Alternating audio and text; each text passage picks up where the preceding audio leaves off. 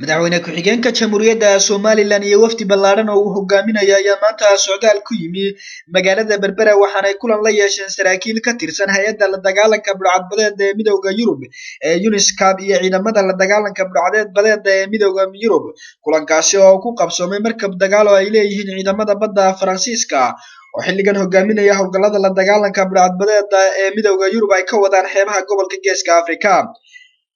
markabkaasi oo taagnaa agagaarka marsada dekedda caalamiga ah ee Berbera waxaana madaxweyne ku-xigeenka Jamhuuriyadda Somaliland Cabdiraxmaan Cabdullaahi Ismaaciil Saylici kulankaasi ku wehelinayay wasiirada gaashaandhigga, cadaaladda, amniga, agaasimaha guud ee kalluumaysiga, gudoomiyaha la dagaalanka burcadbadeedda iyo mas'uuliyiinta gobolka Saaxil sida maareeyaha dekedda Berbera Injineer Cali Xorxor, maayirka Berbera Cabdishakuur Cidin, barasaabka gobolka Saaxil Cali Maxamed iyo xubno kale. madaxweyne ku-xigeenka iyo wafdigiisa ayaa markabkaasi waxaa ku soo dhaweeyay kabtanka markabkaasi iyo saraakiisha ciidamada badda ee Faransiiska oo salaan sharaf ku qaabilay madaxweyne ku-xigeenka waxaana ay yeesheen kulan qaatay muddo saacad ah. kulankaasi oo lagaga wada hadlay xiriirka Midowga Yurub iyo Somaliland ee la dagaalanka burcadbadeedda, tayeynta ciidamada ilaalada xeebaha Somaliland sida uu ka dhawaajiyay madaxweyne ku-xigeenka Jamhuuriyadda Somaliland Mudane Cabdiraxmaan Cabdullaahi Ismaaciil Saylici oo kulankaasi kadib warbaahinta kula hadlayay markabkaasi dushiisa.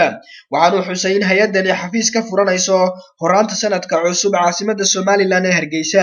dagaalada burcadbadeedda isla markaana dhisaysa ama xoojinaysa nagana caawinaysa iska Soomaaliland ahaan ciidamada ilaalada xeebaha iyo maxkamadaha iyo qaybo badan oo security ka mid ah hawsha ay qaban doonaan oo runtii ay aad iyo aad u weyn dhammaan kala shaqeynayaan Geeska Afrika oo Djibouti ka mid tahay, Somaliland ka mid tahay, Puntland ka mid tahay, Seychelles ka mid tahay, Kenya ka mid tahay, wadano badan oo aan ka mid nahay iyo hawsha kala shaqeynayaan.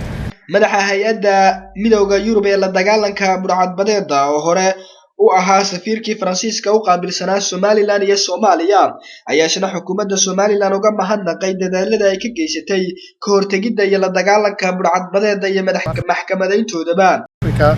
In Somaliland, and I'm very pleased to announce that we are going to start activities in Somaliland from Hargeisa in next February.